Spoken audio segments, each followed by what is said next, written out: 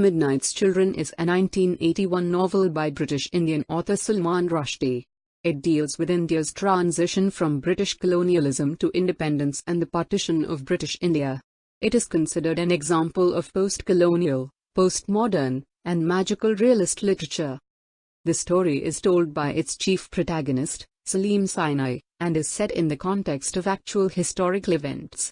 The style of preserving history with fictional accounts is self-reflexive. Midnight's Children won both the Booker Prize and the James Tate Black Memorial Prize in 1981. It was awarded the Booker of Booker's Prize and the Best All-Time Prize winners in 1993 and 2008 to celebrate the Booker Prize 25th and 40th anniversary. In 2003, the novel was listed on the BBC's The Big Read poll of the UK's best-loved novels. It was also added to the list of great books of the 20th century, published by Penguin Books. Background and plot summary. Midnight's Children is a loose allegory for events in India both before and, primarily, after the independence and partition of India. The protagonist and narrator of the story is Salman Rushdie, born at the exact moment when India became an independent country. He was born with telepathic powers, as well as an enormous constantly dripping nose with an extremely sensitive sense of smell. The novel is divided into 3 books. Salman Rushdie was born at midnight, the midnight of India's independence, and found himself mysteriously handcuffed to history by the coincidence.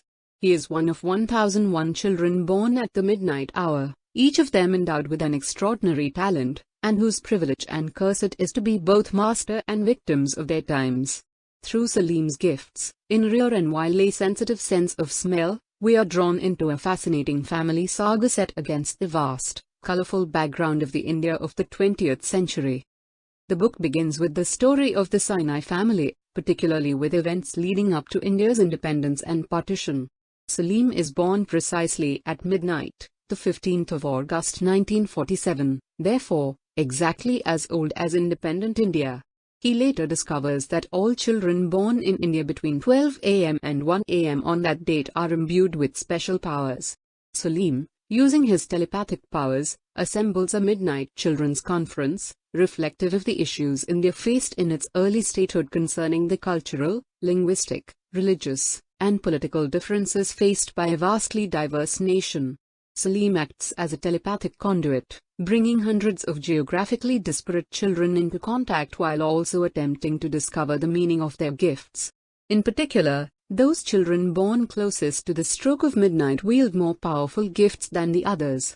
Shiva of the Knees, Salim's nemesis, and Parvati, called Parvati the Witch, are 2 of these children with notable gifts and roles in Salim's story.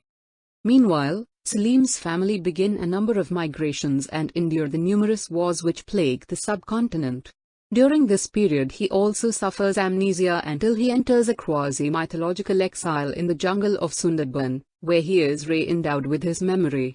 In doing so, he reconnects with his childhood friends. Salman later becomes involved with the Indira Gandhi proclaimed emergency and her son Sanjay's cleansing of the Jama Masjid slum. For a time Salman is held as a political prisoner. These passages contain scathing criticisms of Indira Gandhi's overreach during the emergency as well as a personal lust for power bordering on godhood. The emergency signals the end of the potency of the Midnight Children, and there is little left for Salman to do but pick up the few pieces of his life he may still find and write the chronicle that encompasses both his personal history and that of his still young nation, a chronicle written for his son, who, like his father, is both chained and supernaturally endowed by history. Thank you.